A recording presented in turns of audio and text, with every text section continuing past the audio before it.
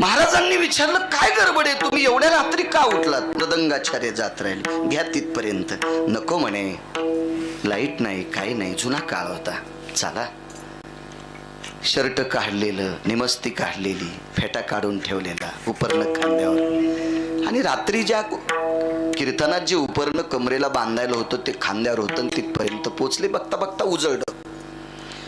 आणि उजळल्याच्या नंतर त्यांनी विचारलं, कुठं पाठवता मृदंगाचार्यांचं प्रेत? त्यांच्या गावी. सप्ताहाला कसे आलते? चलत.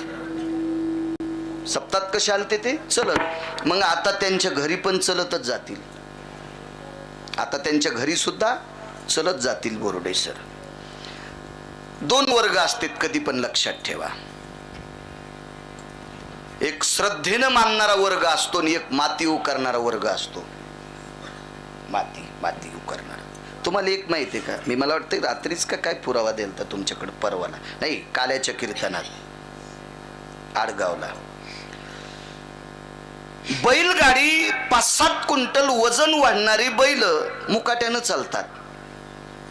आणि देवाला सोड्याला कठाळ्या गाडीला नाही, डमनीला नाही, आवताला नाही, कशालाच नाही. याच्याकडे बघून गुडघे टेकून शिंगान माती उकरू. लय कठाळ्याला नाक माती उकरायचा. असे प्रत्येक क्षेत्रात कठाळे असते. काय माती उकरतील काय मिळच नाही. पाहता का नाही तुम्ही कठाळे? गुडघे फुटले आणि गुडघे सुंबळे तुये, शिंगाचे खोबळे गेले तरी माती उकरणारच. उकरणारच. दोन वर्ग असते. काही लोक म्हटले महाराजांच्या वाणीवर प्रभुत्व, वाचा सिद्धी पावाला अज्ञापक वाण. महाराज तपाची वाणी असते, ती अधिकार वाणी असते, त्यांची साधना असते. आणि त्या साधनेमुळं त्यांच्या वाणीला ते प्रभुत्व आलेलं असते. आम्ही फक्त कीर्तनापुरते गोड बोलतो. तुम्ही आमचं बाकीचं बघतच नाहीत, म्हणून तुम्ही आम्हाला पाकिट देतात. सगळी अंग बघून जो पाकिट देतो त्याला हुशार यजमान म्हणायचं, पुरुषार्थी यजमान म्हणायचं, अधिकारी यजमान म्हणायचं. मागचं पुढचं काहीच न पाहता पागल देतो तो भंगिऱ्या यजमान आहे. विठाला विठाला.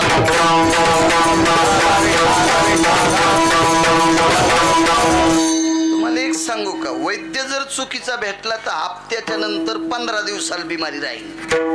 हप्त्यात नीट वाचत का तर 15 दिवसात नीट होता. वैद्य जर चुकीचा भेटला आला तर.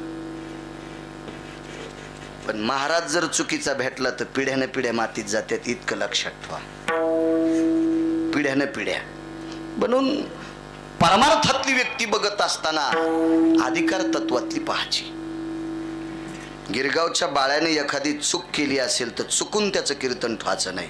आणि तरी पण लोक जमतेत म्हणून ठोता असाल तर तुम्हाला पण नरक भेटल. विठाला विठाला.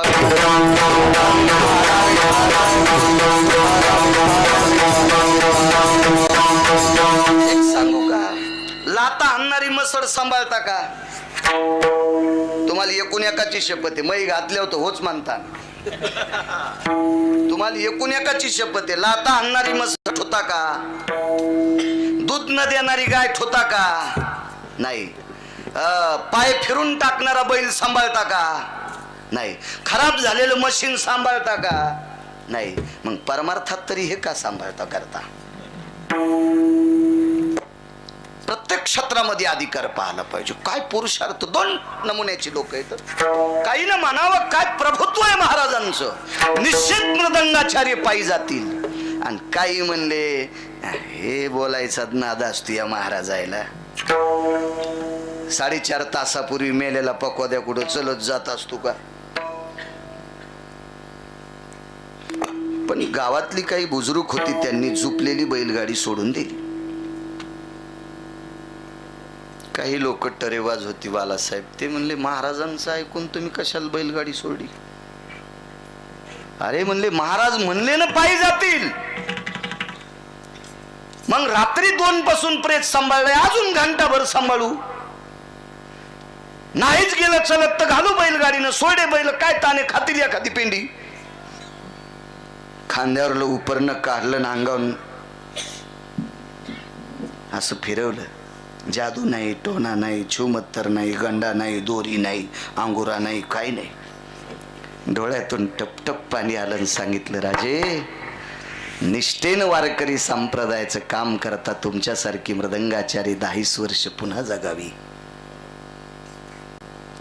आणि बरोबर सकाळी 6:30 वाजता मृदंगाचार्याच्या पापण्या हल्ल्या. त्याच्यावर 14 वर्ष मृदंग वाजिला. इगतपुरीचे मृदंगाचार्य. नाव घरी गेल्यावर तपासा, चांगलं नाही तुमच्या ध्यानात याचं काही. तुम्हाला गर्दा खिशात ठेवायची सवय लागली. विठाला विठाला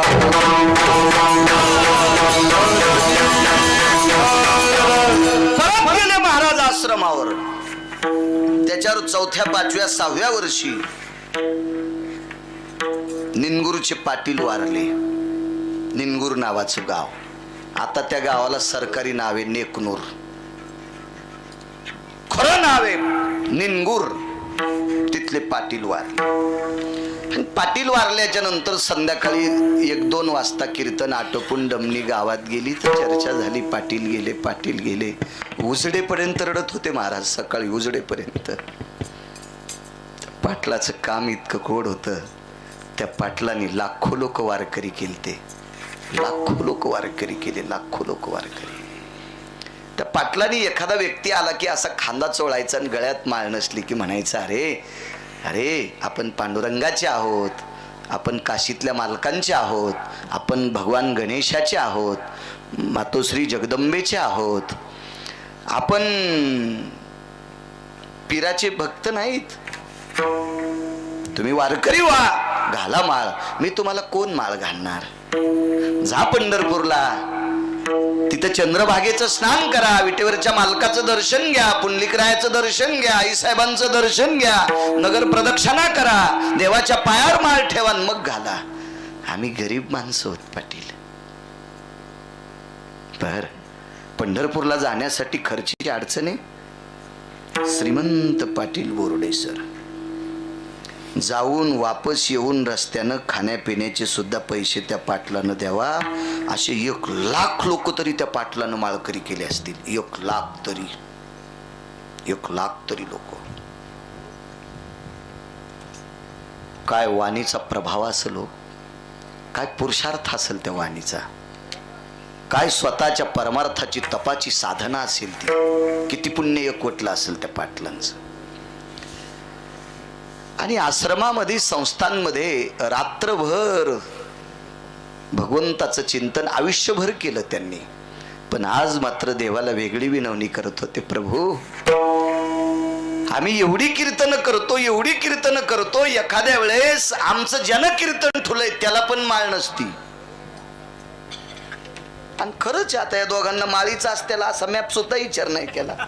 मी टोचून बोलतोय असं नाही बरं का, पण यांना माळीचा असत्याला. आतापर्यंत तारका घेणाऱ्याला आपण कधी म्हणलोत का तुम्हाला माळ आहे? मी तर नाही म्हणलो बाबा. महाराज म्हणले मी सुद्धा म्हटलो नाही. ज्यांनी आमची कीर्तन ठोलीत एखाद्या वेळेस ती माळकरी नसतील म्हणजे आमच्यात ती पावर नाही. ती पावर निनगुरच्या पाटलात होती. लाखो लोक वारकरी केले. महाराज मोठ्यांना मोठं म्हटलं पाहिजे. मला एक वाटतंय, तुमच्या शत्रूचं का असं, पण घोडं जर असेल तर घोडच म्हणा, आणि तुमच्या पाहुण्याचं जरी असलं, गध असलं तर त्याला घोडं म्हणणं कोण गद्या. ते गध आहे. स्पष्टोक्ती असली पाहिजे. तुमच्या वडिलांच्या शब्दात स्पष्टोक्ती होती. ते किती मोठा असो, चुकलं की त्याचं चुकलंच म्हणायचे. गरीब जरी असलं त्याला म्हणायचे नाही ते चुकीचं बोलतच नाही, ते खरं बोल, असं त्यांना दाजीबारावांची वाक्य होत, असं लोक सांगतात. सकाळी आंघोळी करता निनगुरच्या पाटलाचं पार्थिव बाहेर काढलं. मुलं बाळ बऱ्यापैकी संसार होता. इष्ट मित्र सजन सखी सोयरी धायरी सगळी काही जमा झाली. आणि आंघोळी करता पार्थिव बाहेर काढलं. येऊन या काळ सांगतोय, आंघोळी करता पार्थिव बाहेर काढलं आणि आंघोळीला सुरुवात झाली. शेवटचं पाणी घरातला कोणीतरी एक व्यक्ती घालीत असतो. मला असं वाटतं त्यांचा मुलगा असेल, नातू असेल, पंतू असेल, कोण असेल. त्याच्या हातात मातीचं गाडगं आहे. कारण मातीचंच गाडगं होत असते. हो, आणि मातीच्यालाच गाडगं म्हणत असतात. त्या पाणी घातलं की दुसरं पाणी घालत नसतात प्रेतावर. तेवढ्या अवकाशामध्ये काठी टेकत टेकत तिथपर्यंत महाराज पोचले आणि महाराजांना सांगितलं मलाही पाणी घालू द्या. त्यावेळेला अख्खा परिसर हादरला की प्रेताला आंघोळ घालण्यासाठी महाराज आलेत. प्रेताला प्रेताला प्रेताला. माझ्या लहानपणी एखादा पुढारी एखाद्या कार्यक्रमात आला की लोक म्हणायचे अरे बाप रे, ते पुढारी आले पुढारी आले पुढारी आले पुढारी आले. हल्ली बायकायला केक खाऊ घालायले, मात्र करून टाकलं सगळं. मात्र मात्र त्या खुर्चीचं मात्र. दर्जेदार लोक होती हो, दर्जेदार लोक होती. काय असं राहिलं नाही. माझ्या लहानपणी पोलीस आल्याच्या नंतर वाटायचं बापरे काय झालं असेल. एक जणाची तर पोलीस आला, पेपराव नाव आलं, 15 शिशा सापडल्या दारूच्या. दुकान नव्हतं ना त्याच्याकडे, चुकीच्या होत्या त्या. दुकानदाराचं नाव कसं आहे, चुकीच्या होत्या ना. तरी ते म्हणलं महाराज कोणतं काम केलं असतं तर पेपराव नावच आलं नसतं. त्याच्यामुळं पण आलंय. कायच पानचटपणाचा कळत झाला होती. किती चिडपटपणा. धोत्राव इन केली समजायचं. साऱ्या गावात कुत्रे भुकू लागले. म्हणलं काय झालं नेमकं, नवं काय आलं. काय नाही म्हणले, त्याला जरा पैसे जास्त झाले म्हणून त्यानं धोत्राव इन केली म्हणून कुत्रे भुकायले. मूर्खपणा आहे. कशात काय मोठाडपणा असावं काय असावं काय मिळच शिस्त नाही. याचा खेळ आहे. एक सोपं तुम्ही करू नका असं म्हणत नाही. माझा तो अधिकार नाही, माझी लायकी नाही, माझी पात्रता नाही. मुळवाट्या कोणाकोणाला देत होते लग्नात. किती लोकांना मुळवाट्या असायच्या. आता हजारानं मुळवाट्या. हा फक्त याचा प्रकार आहे. भाव नाही, भाव नाही. भाव असणारी ठराविक लोक असतात प्रकाशराव. भाव असणारी ठराविक लोक असतात. पण ज्यांनी तुम्हाला चिमण्या हाणल्या त्याला हाणावंच लागतात. चिमण्या हाणणं कळत असते का. पहिले लग्न घरी ते चुना बुडवायचे आणि चपका हाणायचे धुडकं काढील. ते फार आता बंद झालंय ते. त्याच्यामुळे जीनच्या पॅन्टीवाले म्हणतील याच्या गोळ्या संपल्यात. मी जुनं सांगतो हे लक्षात ठेवा. विठाला विठाला.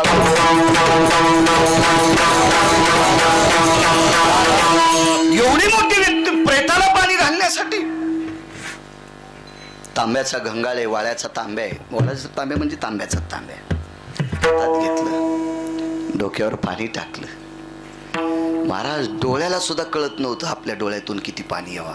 इतकं महाराजांच्या डोळ्यातून पाणी येत होतं. आणि तोंडातून वाक्य पडलं, पाटील लाखो लोकांना वारकरी केलं बरं तुम्ही. लाखो लोकांना सनातनी केलं पाटील तुम्ही. पाटील लाखो लोकांना तुम्ही हिंदू धर्मात आणलंय.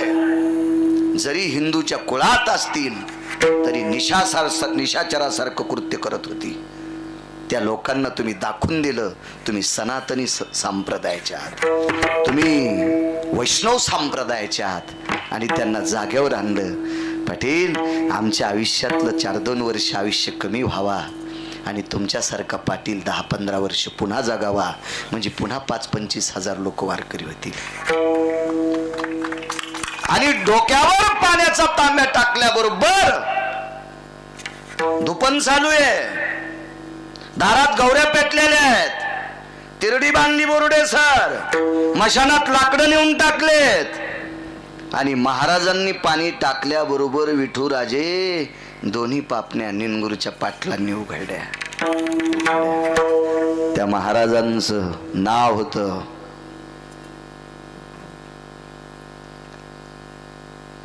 भक्तिसूर्य बंकट स्वामी महाराज. श्री गुरु बंकट स्वामी महाराज. काय पुरुषार्थ महाराज या लोकांचा. श्री गुरु बंकट स्वामींच्या जाग्यावर 3 दिवस पंढरपुरातल्या मालकाने त्यांच्या रूपात काकडा केलता. बंकट स्वामींचा आवाज ऐकायला बालगंधर्व येत होते पुण्यातून. बालगंधर्व काय वाणी असेल. काकडा ऐकायला गंधर्व, पुण्यातले बालगंधर्व काकडा ऐकायला येत होते. काकडा काय स्वर असेल, काय अधिकार असेल, काय वाणीचं प्रभुत्व असेल. आणि त्या गैरहजर असलेले स्वामी लोकांच्या अंतःकरणातली श्रद्धा इतकी उचंबळलेली होती म्हणून पंढरपुरातल्या मालकांनी स्वामीच्या रूपात 3 दिवस काकडा केला. त्या स्वामींनी 2 लोक उठवले, इगतपुरीचे मृदंगाचार्य आणि निनगुरचे पाटील. एक महंत त्यांच्याकडे गेले आणि त्या महंतांनी त्यांना विचारलं, का हो तुम्ही चूक केली? स्वामींनी सांगितलं, खरंच मी चूक केली, पण चांगल्या करता चूक केली. ते पाटील 25-25 हजार लोकांना वारकरी करतील आणि ते मृदंगाचार्य हजारो कीर्तनकारांना साथ करतील, याच्याकरता उठवलं. पण याच्यानंतर पुन्हा तिसरा कोणी उठवायचा नाही. का? हा पंढरपुरातल्या मालकाचा अपमान आहे, हा काशीतल्या मालकांचा अपमान आहे. कारण तुमचं आयुष्य ज्या वेळेला अंकल प्रकाशराव विकासजी संपत का, माझं पण, त्या दिवशी हे 2 लोक मृत्यूपत्रावर सही करतात, काशीतले आणि पंढरपुरातले. हे 2 लोक बाळासाहेब सही करतात आणि ह्या 2 लोकांची स्वाक्षरी झाली की दक्षिणेचा मालक त्यांना घेऊन जातो. महंतांनी सांगितलं, स्वामी तुम्ही 2 मालकांच्या स्वाक्षरीचा अपमान केलाय, माफ करा, याच्यानंतर तिसरा उठणार नाही. पण यमाला एका व्यक्तीने बसूच दिलं नाही. त्या व्यक्तीचं नाव होतं पत्रकार. ते कोण पत्रकार? श्रुती नावाची पत्रकार. आणि या श्रुती नावाच्या पत्रकारांनी यमाला विचारलं, मृत्यूपत्र तुमच्या हातात असताना तुम्ही निनगुरचे पाटील आणि इगतपुरीचे मृदंगाचार्य का वाचिले? यमधर्मानं सांगितलं, श्रुती आमच्या नावानं खडे फोडू नकोस माय. हा श्री गुरु बंकट स्वामींचा पुरुषार्थ आहे. आतापर्यंत केलेलं वारकरी संप्रदायातलं सात्विक काम, या कामाचं पुण्य साचलं होतं, ते खर्चिलंय. दिली चाली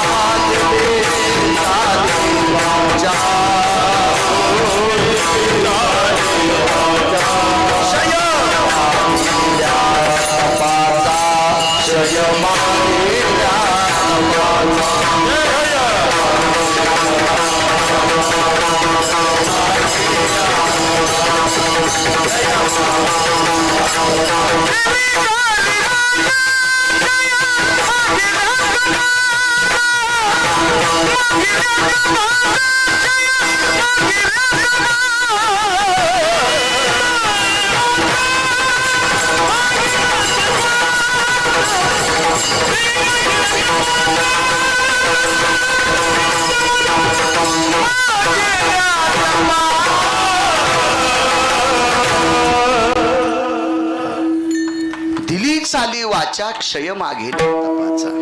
महाराज ज्या वेळेला एखादी गोष्ट चांगली करत असतात त्या अर्थी त्या दिवशी तुमच्या पुण्याचा क्षय होत असतो. ज्याच्या झोळीत पुण्य नाही त्यानं कोणाला आशीर्वादच द्यायचा नाही, आणि ज्याच्यात खिशात पैसे नाहीत त्यानं पावती फाडायचीच नाही. सोंबड्याने पैसे नाहीत ना, पावती कोरी जाईल ना. ती पुण्य नाही ना तुझ्याकडं, कशाला म्हणतो तुला मुलगा होईल? तुला आहे का? आगाऊ पण आहे ना, मूर्ख पण आहे ना. देवान तोंड दिलंय ते काही पण बोलण्यासाठी नाही. कधी कधी या जागेवर आल्यावर माझसारखा येडपट कीर्तनकार तुम्हाला भिकारीच समजितोय, पण त्याला कळतच नाही यानं 2 तासाकरता आपल्याला रोजानं आणलंय.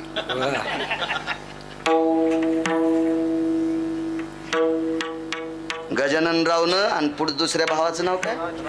राजकिशोर. यानं रोजानं आणलंय आम्हाला, इतकं ध्यानात ठेवा.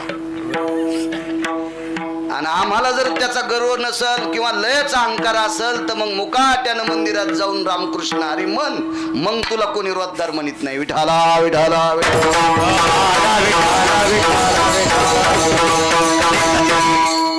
पारदर्शकपणा आमच्या डोळ्यात असला पाहिजे. मला जरी ओळख नसेल ना तुमची, तरी पण कितीतरी असे चेहरे पाहिल्यावर लक्षात येते, बाळू तुला कामाला झुपतील इतके श्रीमंत पुढे बसलेले आहेत. एवढी लोक आहेत.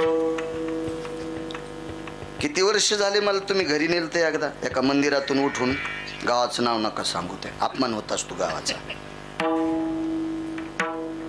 त्यावेळेला तुम्ही शिक्षक होते, रिटायर नव्हते. हो, एका गावात कीर्तन झालं प्रकाशराव. त्यावेळेला मी एसटीन फिरत होतो. 2 इनेकरी म्हातारे होते, रात्रभर त्यांच्याकडे रात्र होती विण्याच्या पहाऱ्याची. आणि त्यावेळेला चोपदार वगैरे ड्रेस वगैरे काय नव्हते, परिस्थिती नाजूक होती, ड्रेस घ्यायला पण पैसे नव्हते. आणि एकच तांबडी सतरंजी होती त्या मंदिरात. थंडी असल्यामुळं त्या इनेकऱ्यानं अर्धी पांघरली होती ना, अर्धीचा कोपरा त्याच्यावर इनेकरी उभा, त्याच्यावरच मी झोपल्यानं. हे कीर्तनाला होते, माझी काही ओळख नव्हती काय नव्हती बोर्डे सरांची. ते आले, तुमचंच कीर्तन झालं का आज? म्हणलं हो. इथं कसं काय? म्हणलं मग कुठं जाऊ? आता रात्री एसटी नाही काय नाही, कुठं जाऊ? त्यांनी मग शेनगावला मला मुक्कामी आणलं.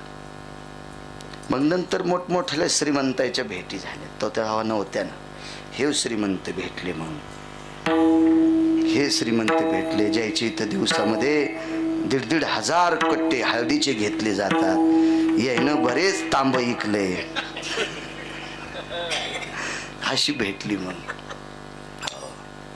यायनं 100-200 लग्नाला आज पलंग गाद्या इकल्यात ह्या सीझन मध्ये. हे लोक किती मोठी माणसं महाराज.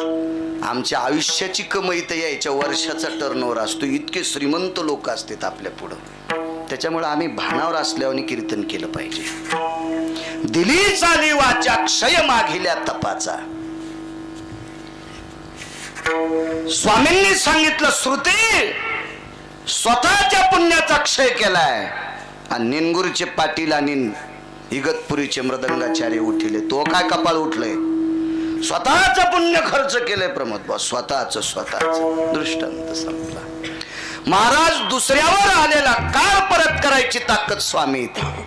पण ज्या दिवशी गुरुवर्य भक्ती सूर्य बंकट स्वामींचं आयुष्य संपलं, त्यावेळेला विटेवरच्या मालकाला सांगितलं देवा आता नको मला इथं. त्यावेळेला काळ आलाय म्हणून मालक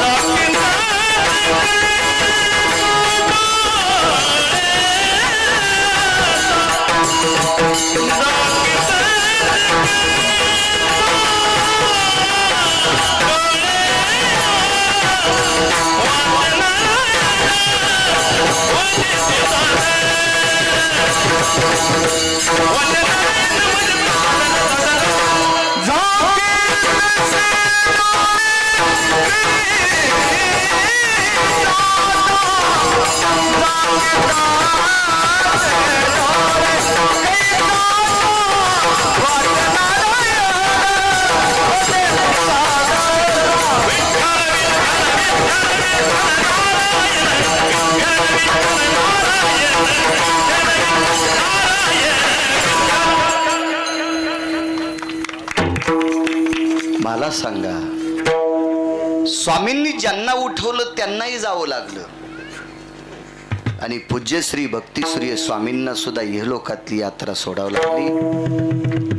गजाननराव आणि राजकुमारजी तुमचे बाबा दाजीबाजी यांना जावं लागलं. हे निमूटपणे मान्य करा. खूप इच्छा त्यांची. मी परिक्रमेला गेलो, नर्मदा परिक्रमेला, त्यावेळेस त्यांचे खूप फोन यायचे. पण आमचं हे डबकं बंद असायचं. ते प्रकाशरावला फोन करायचे. तिथून आल्यावर प्रकाशराव मला सतत आठवण करून द्यायचे. अश्विनी ट्रेडिंग कंपनीचे मालक आहेत ते. आठवण करायचे. आज सोबत सुद्धा आले. जावं लागलं दाजीबांजींना.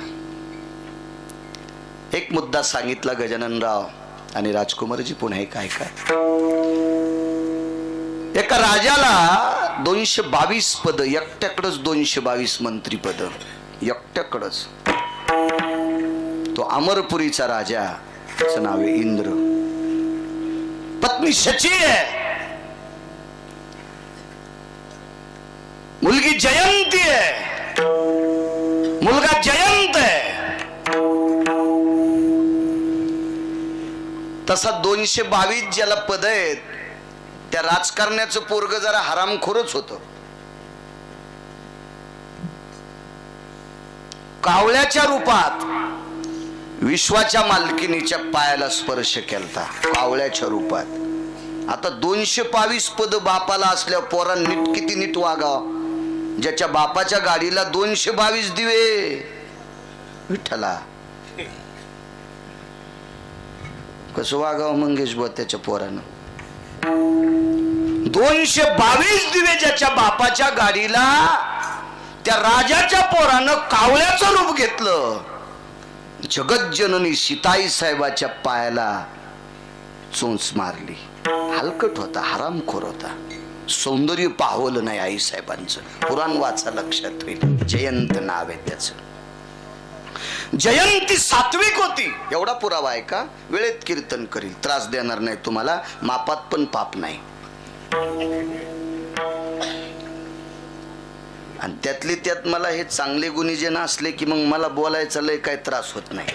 हे बऱ्यापैकी सांभाळून घेते. विठाला विठाला.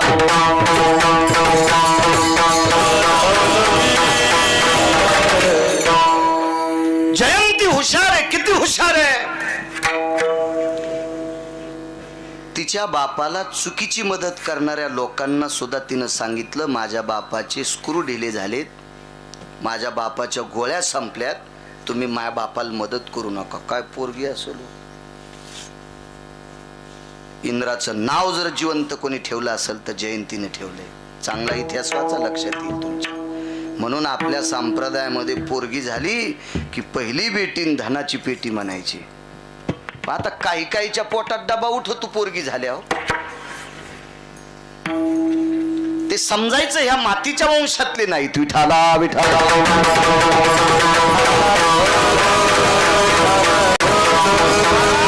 मुलगी झाल्याच्या नंतर ज्यांच्या पोटात डब्बा उठतो का, या हरामखोराच्या पापांमुळेच पोरांची लग्न होईनच. ज्यांचा नालायकपणा. कारण निसर्गाच्या विरोधात कधीच बाण टाकायचा नसतो. निसर्ग त्याच्या हातात असतोय. तुमच्या आमच्या बापाची जहागिरी नसती, नालायकपणा करायचा नसतो. किती जयंती हुशार. जयंतीच्या बापाने 2 देवाला कोंबड केलं. त्याच्यातला एक देव कोंबड व्हासाठी तयार झाला. आणि इंद्रानं त्या कोंबड्याला सांगितलं, त्या देवाला, कोंबड्याला नाही,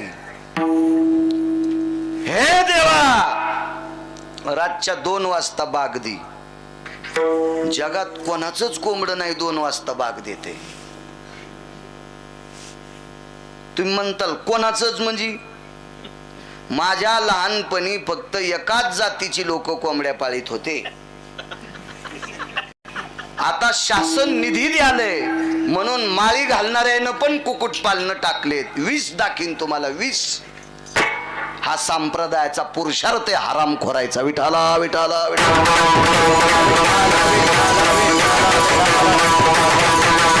माझ्या जीवनामध्ये राजकारणाचं, मतदानाचं प्रेड असताना एक चुकीची गोष्ट पाहिली.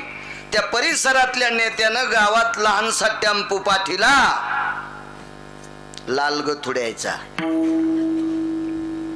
लाल गठुड्याचा उडी पडली त्याच्यावर, बोरुडे सर. पण मथार बनेलीवर होतं, गळ्यात 2 माळी होत्या आणि नातवाल माळ नव्हती. माळीवाल्या म्हाताऱ्यानं पण गठुडं नातवासाठी नेलं. किती हलकट वागत असतील काय आहे ना. 100-200 या भडव्यानी महाराज वांगे चिरून खाल्ल्यासारखी जरी खाल्ली तरी ही हरामखोर सुधरतील का? विठाला विठाला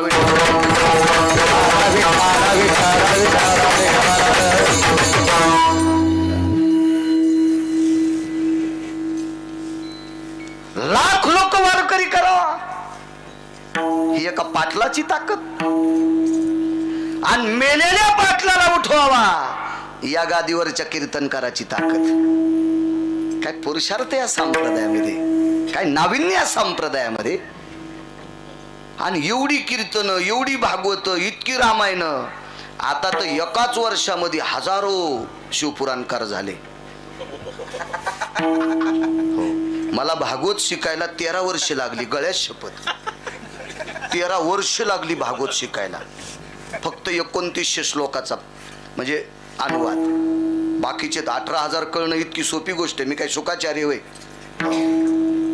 भागवताचा मतितार्थ धारूरकर शास्त्रीनं सांगायचं, चक्रांकित महाराजांनी सांगायचं, वैकुंठवासी रामचंद्रजी डोंगरोजी महाराजांनी सांगायचं, आमच्या परिसरात पंडित गुरुजी पारडीकरांनी सांगायचं. असे काही काही भागवतकार होते. मला 13 वर्ष लागले. 13 वर्ष. विठाला विठाला.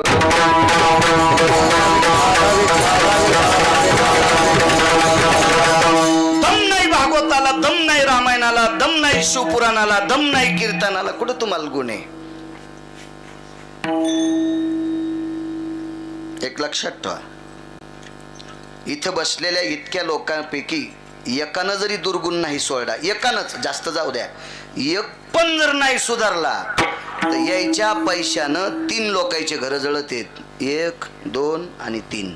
गळ्यात शपथ खोटं नाही.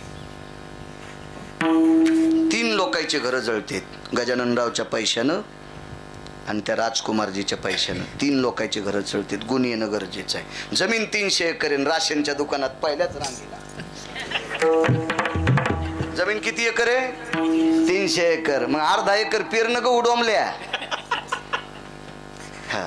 हा मग जमीन किती आहे? 300 एकर. काय नाही काय नाही काय नाही काय नाही. म्हशीला भाडा मसडत नाही, फक्त ते बायको म्हणण्याऐवजी मसड म्हणलं. जमीन जर 300 एकर मोरुंडीची असेल आणि सणावाराला चपाती पुरते गहू होत नसेल तर पीक नाही आलं, तू जमीन कसण्याच्या लायकीचा नाहीस. एवढा मोठा परमार्थाचा लवाजमा करून महाराज हे इथं बसलेला बाळ्या त्याच्यात दिसतो तिकडच्याला. ते आलिशान बसलेली श्रीमंत लोक मागचे आहेत ना, हे गरीब आहेत पुढचे. त्या मोठ्याल्या लोकायला बसल्या बसल्या आला दिस डोळे फिरल्याबरोबर केवढा मोठा बाळ्या दिसतो त्या टीव्हीवर. मला इतकुसा मोबाईल आहे, पण किती खर्च केलाय त्यांनी.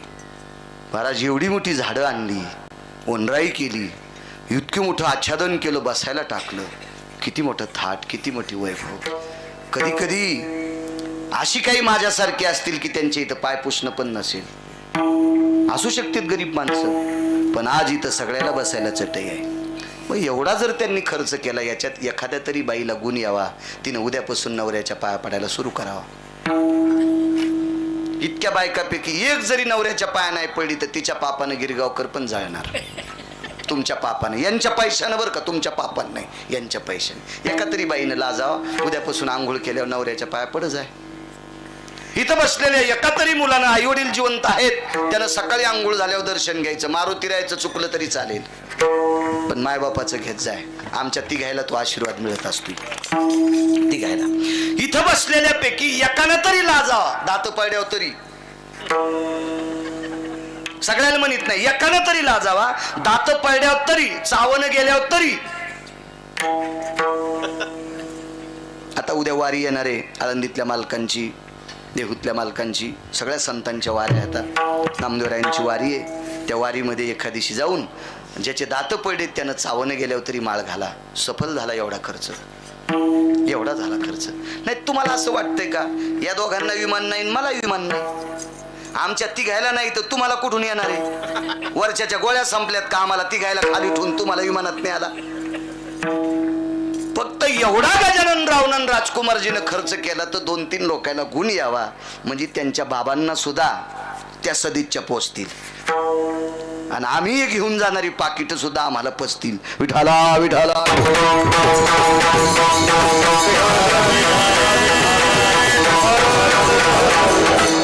होतंय काय माहितीये का, पणाला वाट आलं मोरी वाट गेलं. मेळ नाही, मेळ नाही, मेळ नाही. तुम्ही घरचंच खाऊन सुध राहिले, तुम्ही घरचंच खाऊन सुध राहिले. मी रोज 2 गावचं खातो तरी बेजार. याचं एकमेव कारण आहे आपलं परमार्थ नाही, पण मी नाही बेजार. मग बरं चाललोय, काय नाही, छान आहे, सगळ्यांचंच चांगलं आहे. गुण यावा लोकांना, गुण यावा. त्या देवाला सांगितलं कोंबडं होऊ नका. आमचे बाबा येडपट येत, नका होऊ कोंबडं. महाराज राजाच्या मुलीनं देवाला सांगितलं, पण येडपट देव कोंबडं झालंच. 2 वाजता बोंबललं आणि 2 वाजता बोंबलल्यामुळे एका न्यायाधीशाच्या लक्षात आलं उजळडय आणि न्यायाधीश आंघोळी करता निघाले. जगातला पहिला न्यायाधीश ज्यानं 10 न्याय केले. मी रात्रीच सांगितलं होता, परवाला वकील साहेब होते कीर्तनात, न्याय सांगितला, हस्तिक विटण्य न्याय. आदरणीय कुटे साहेब होते तिथं बसलेले. हस्तिक विटण्य न्याय 10 न्यायापैकी प्रविष्ट न्याय. त्या न्यायातला एक अंशता जरी विचार न्याय सत्रात वापरला तर या पवित्र देशातल्या स्त्रीवर अन्याय करणाऱ्या हरामखोराला 3ऱ्या दिवसाचा सूर्य पाहता येत नाही. याला म्हणायचं हस्तिक विटण्य न्याय. त्या न्यायाधीशांना मुनिश्री गौतमांना आवेळी गंगेत जावं लागलं. महाराज या सगळ्या गोष्टीतून वाचवणारी मुलगी होती इंद्राची जयंती, पण ऐकलं नाही. येऊन या काळ सांगतो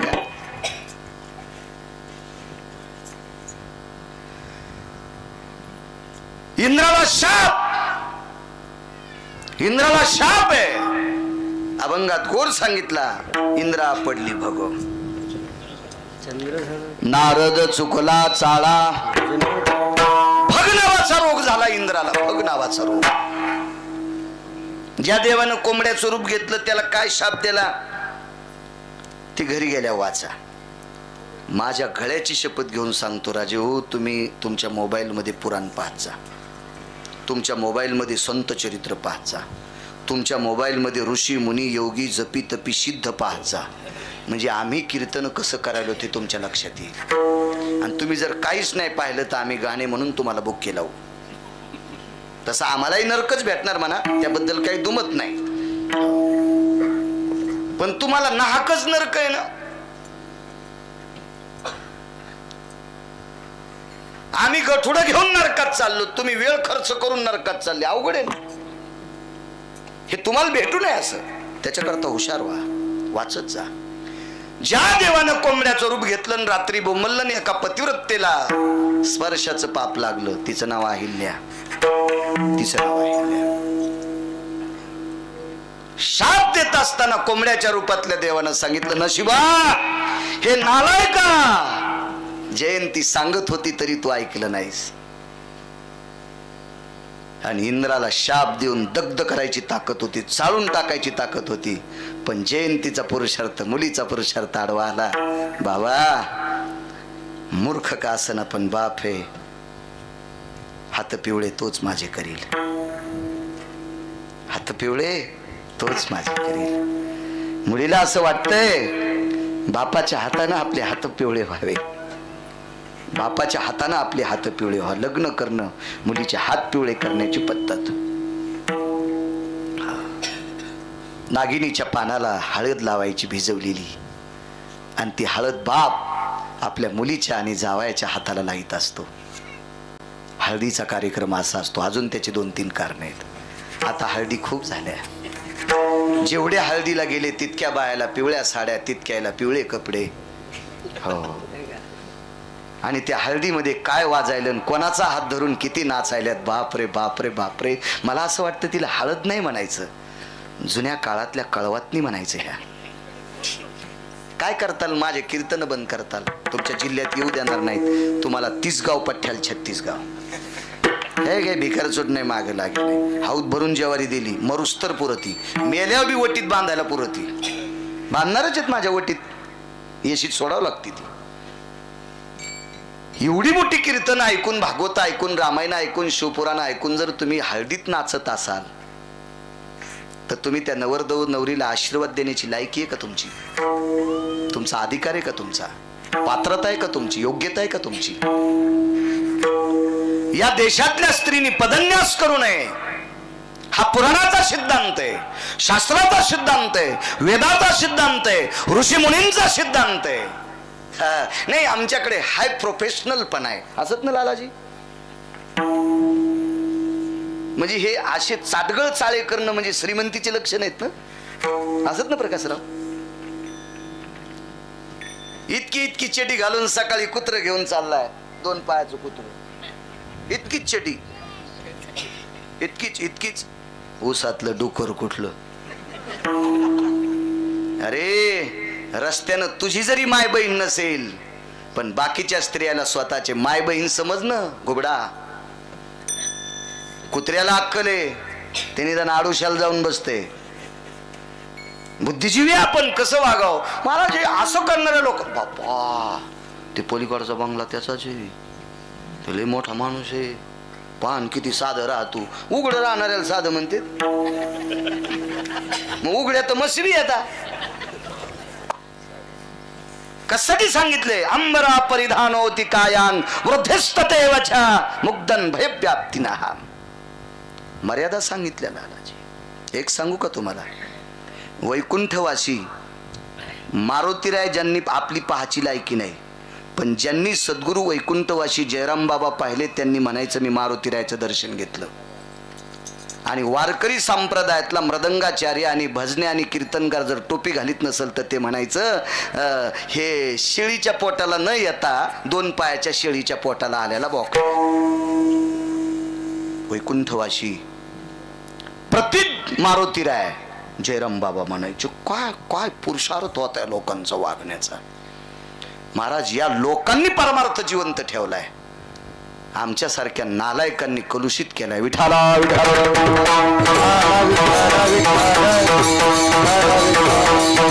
काय पुरुषार्थ. एक माहिती तुम्हाला, बांडी भुरकी का होत नाही. बांडी भुरकी म्हणजे कमी पैशाची, कमी पैशाची का होत नाही, पण टोपी मात्र घालायची. तसं कुंकूत लाईत नव्हते लग्ना कार्यात. बांडी भुरकी ते साधे रुमाल एवढा लिहित होते, पण द्यायची पद्धत होती. हो काय शिस्त होती. कमी किमतीच्या होत नाही का लग्नात बांगड्या भरायची पद्धत होती. घालीत होत्या त्या काळात बांगड्या, पद्धत होती त्या काळात पद्धत. काय आपली संस्कृती किती गोड आहे, किती संस्कृती गोड आहे. महाराज मुलीच्या तपा करता, मुलीच्या वागण्यामुळं बापाला फक्त भगच नावाचा रोग होईल इतका शाप त्याला, अन्यथा न्याय देवतेनं प्रकाशराव जाळून टाकलं असतं.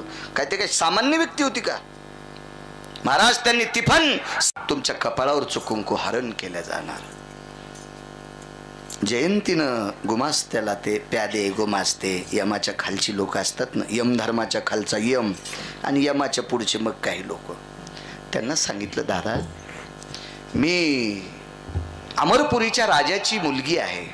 जी माहिती आहे मला, पण तुमच्या बाबाकडे 222 पद आहेत, त्याच्यापैकी एक पद आहे तुमच्या बाबानं मृत्यूपत्रावर सही केल्याशिवाय मृत्यूपत्र तयार होत नाही. आणि हे मृत्यूपत्र तयार करण्यासाठी चित्रगुप्ताची संमती लागते, त्यांची स्वाक्षरी लागते, आणि त्यांच्या स्वाक्षरीनंतर पंढरपुरातल्या काशीच्या मालकाच्या पुढे टेकल्या जाते आणि ते सांगतात हो शानपणा करू लागला बाळ्या, सकाळी वाजवा. पण अगोदर सही तुमच्या बापानंच केली ना. पत्र अमरपुरीत आलं, येऊन या काळ सांगतोय. नाही सोडत राजू, नाही सोडत. मृत्यू अटळ आहे, अटळ मृत्यू अटळ आहे. माशी पाखू पाकडे तवैसर ग्रा सगळी सत्ता. महाराज इथून आपण घरी जाऊ याचा भरोसा नाही राजांनो.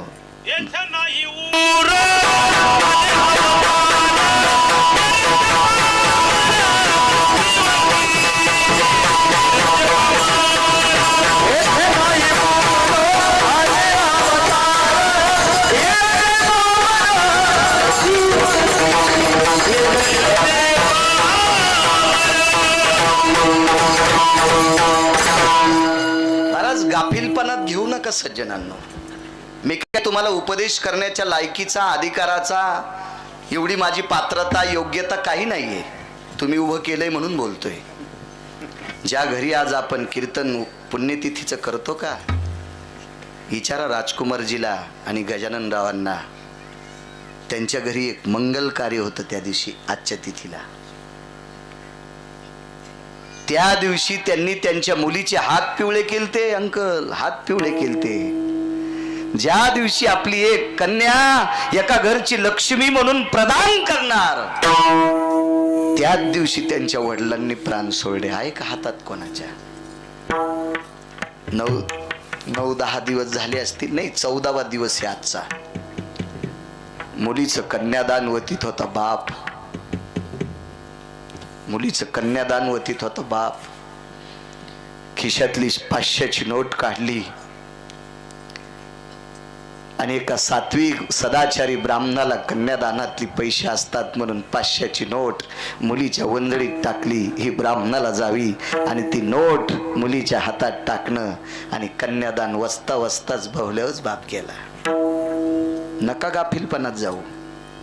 मृत्यू अटळ आपल्या हातात नाही. आता परवाला धानोरा नावाचं एक गाव, मी तिथं कीर्तनाला गेलो. वैकुंठवासी गुरुवर्य सद्गुरू काशीगिरी बाबांची पुण्यतिथी होती. तिथं महंत 2 सख्खे भाऊ, त्यांचे वडील विहिरीत उतरली आणि अचानक विहिरीचा कडा कोसळला. 2 पुत्र आणि बाप त्याच जागेवर. मृत्यूला गाफीलपणात घेऊ नका, साधेपणात घेऊ नका. अटळ आहे मृत्यू. रक्त पळावं माणसानं, पण कोणीकडे नाही पळावं. मिळालेल्या आयुष्यामध्ये काहीतरी आपण तात्विक काम करावं, सात्विक काम करावं, सदाचारी काम करावं, पुण्यशील काम करावं. कधी बी जरासं काही आलं की सर्पासारखी फणी काढून नका फिर जाऊ. कोणी बी बुटासगट पाय देईल एका दिवशी. हिंसाला कोणी कोण मारतेत गुरुजी? मागून. विकासजी सर्पाला कोणी कोण हाणतेत? तोंडाकूनच ना. त्याच्या दातात विष असते ना. आणि बचर बचर करणाऱ्याला कुठं हाणतेत?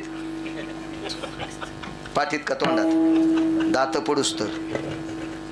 अंकल, जीवनात बचर बचर नाही करायची. तुम्हाला नाही म्हणलं आम्ही नाही करायची. तुम्ही व्यापारी माणसं आहेत, तुम्ही साखऱ्या खाऊन बोलत आहात. हो. 4 गाड्या हळदीच्या लोड होत्या आणि ते म्हणते यान बाबा तुमचे लागू द्या पाय. आणि 4 गाड्या हळदीच्या लोड होत्यात. हो. आणि मी यायच्या घरची हळद खिचडीत खातो. काय होणार गुरुजी आमच्या पायानं तुमचं? नाही वचर बचर बोलायचं. मी अमरेंद्राची कन्या आहे जी. आई साहेब जी मान्य आहे मला. आई साहेब आतापर्यंत मृत्यूपत्र कोणाला दाखिलं नाही, पण मृत्यूच्या पत्रावर सही करायची योग्यता तुमच्या बाबा ते, म्हणून मी तुम्हाला आठवण करून दिलो. आज 3 दिवसाच्या नंतर तुमच्या कपाळावर कुंकुम आलवणार. आज आठवण करून दिली तुम्हाला. वडिलांना निरोप गेला. कोण आहे ते? त्याला कळत नाही का? मी. तुला अक्कल नाही का रे? माझी पोरगी आहे ती. ते म्हणला महाराज मला अक्कल आहे. नाही मला कवडीची नाही, पण मला वाटलं तुम्हाला तरी थोडी असावा. मला तर कवडीची अक्कल नाही, पण मला वाटलं तुम्हाला थोडी असन. मला अक्कल नाही. मग सही तुम्हीच केली ना. मृत्यूपत्रावर सही कोणी केली? तुम्ही. तुम्हाला कळालं नाही तुमच्या जावाई म्हणा? तुम्हाला माहित नाही तुमचा जावाई? गपचिक बसला इंद्र. काय नाही. मोठाले लोक लय चुकत येतो, फक्त त्याच झाकत. लय चुकत येत. लय लय लय लय. कुत्र्याच्या विष्टे इतके घाण आहेत. इतका वास सुटलेला पण झाकत यानं. हो. म्हणून एक मन आहे. गरीबाचं कुसळ दिसत, मोठ्याचं मुसळ दिसत नाही. पहिल्यापासून झाकत बघा, झाकत आहे. मला कवडीची नाही, पण मला असं वाटलं तुम्हाला असेल. एक लक्षात घे. असू दे चुकला असन माझा, पण मृत्यूचा फॉर्म सगळ्यात खाली घाल आणि सगळ्याचे फॉर्म वरी टाकतो देवा.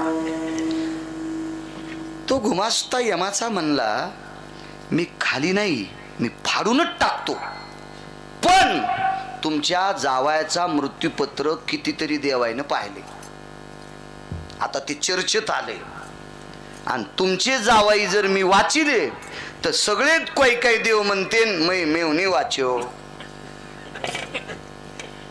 बाप नाही, मै मेवणी वाच्यो, मा साडू वाच्यो, मा कुठं मोडू वाच्यो. गळ्या भोवतालचे जरा गणगोत असत ते. हो. आली आठवण तर मा मेवणा वाच्यो. हो. आणि लय डोक्यात असलं तर बहिणीचे मालक वाचो. असा प्रत्येक देवपत्र आणीन का नाही आमच्याकडं? आमच्या पदाला काय किंमत आहे? यमधर्म म्हणतो माफ करा. इंद्र हातबल झालाय. सोन्याच्या गावात राहणारा 222 ज्याच्याकडं पद आहेत तो राजा हातबल झाला, हातबल झाला. शेवटी जयंतीची आई फार सात्विक होती, फार सात्विक. येऊन या काळ सांगतोय सात्विक होती. ही द्वापार युगामध्ये गोकुळ नावाच्या गावामध्ये प्रगट झाली. गोपी या रूपानं, राधा या रूपानं. शची राधा कोण? तर इंद्राची पत्नी शची. यमराज जयंती विधवा होणार. हो. विधवा होणार. पंढरपुरातल्या मालकाला आमंत्रित केलं. प्रभू यावं लागतंय. ते पळतच सुटलं. पळतच. द्वारकेतला मालक म्हणजे पंढरीतला मालक पळतच. काय काम आहे राधे? राधे काय काम? देवा हळूच ऐका, भिंतीला कान असतात. मृत्यूपत्रावर इंद्रांची सही झाली. माझी जयंती नावाची कन्या आमचे जावाई उद्या दुपारी जाणार आहेत. करता का काही प्रयत्न? काही प्रयत्न करता? काय सांगितलं पंढरपुरातल्या मालकानं? राधे मी तुझ्यासाठी किती प्रयत्न केलेत. तू एवढं माझं भजन केलंस. या भजनाच्या बदल्यात मी तुला एकच देऊ शकतो. ज्या दिवशी तुझा देह समर्पित होईल आणि ज्या मातीत होईल ती माती मी कपाळाला लावील. गोपीचंदन उटी तुळशीच्या माळा. महाराज आपल्या पतीसाठी कपाळावर कुंकू किंवा टिकली लावणारी माझ्या महाराष्ट्राची संस्कृती, माझ्या भारत देशाची संस्कृती. पण बायकोसाठी गंध लावणारा जगात कोणीच नाही. किंवा प्रेयशीसाठी गंध लावणारा. हे प्रेयशी हा शब्द वापस घेतो. 999% ते नाही, 900 नाही, नुसता 99% आणि 1% जागेवर होतो. कारण माझ्या वाचनात 23 प्रेयशी आल्या. 23 त्यांच्यासाठी 1% जशाल तसा जागेवर राहतो. पण 99% वापस घेतो. कोणाला प्रेयशी म्हणत नसते. प्रेयशी प्राप्त झाली कर्णाला. प्रेयशी प्राप्त झाली नलाला.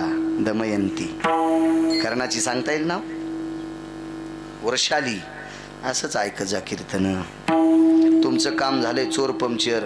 दुकानात नेल्यावर छिद्र सापडणं, घरापाशी गाडी लावल्या हवा राहीनं. म्हणून तेव्हापासून चोर पंक्चर म्हणायची पद्धत. दम नाही कीर्तन ऐकायला, दम नाही. महाराज या देशातल्या कर्णाची पत्नी जर तुमच्या ध्यानात नसेल काय या टीव्हीवरल्या सासूच्या झेपऱ्यात वळल्या, नवऱ्याच्या थुतरीत आणली, सासऱ्याच्या मिशात उपसून घेतल्या. ह्या पांचटायची ध्यानात तुमच्या ध्यानात येतं. हे ठा वृषाली ना वृषाली. महाराज लग्नात भेट खापराची भेट. जे पाणी देता देता वराडे अंकल घाडग खाली पडलं तेच खापर भेट दिली आणि त्या खापरावर नाव टाकलं सौ वृषाली कर्ण महाराज. सौ शब्द टाकला.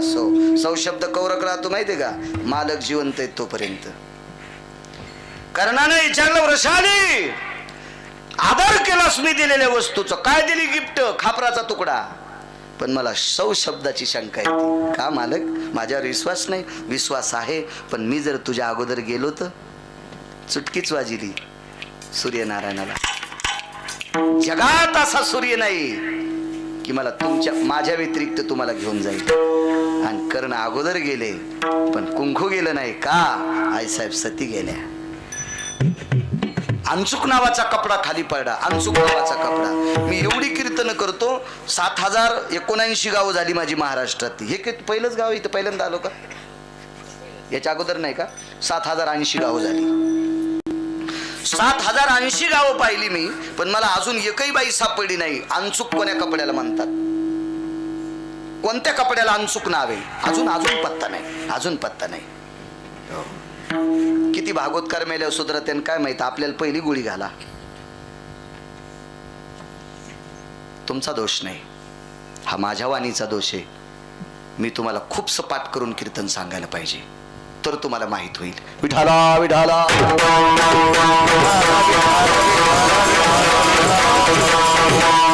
कर्णाच्या पार्थिवाला धडागणी दिला त्यावेळेला वृषालीने माणसं कापीत म्हणजे लोटीत तुडीत नाही, माणसामधून वाट काढीत आपल्या मालकासोबत जोहार केलं. पण अंचुक नावाचा कपडा खाली पडला. विटेवरच्या मालकानं तो कपड्यासकट हृदयाला लावला. आईसाहेबाने विचारलं काय? प्रेमाची भेट. उघडून पाहिलं खापर होतं.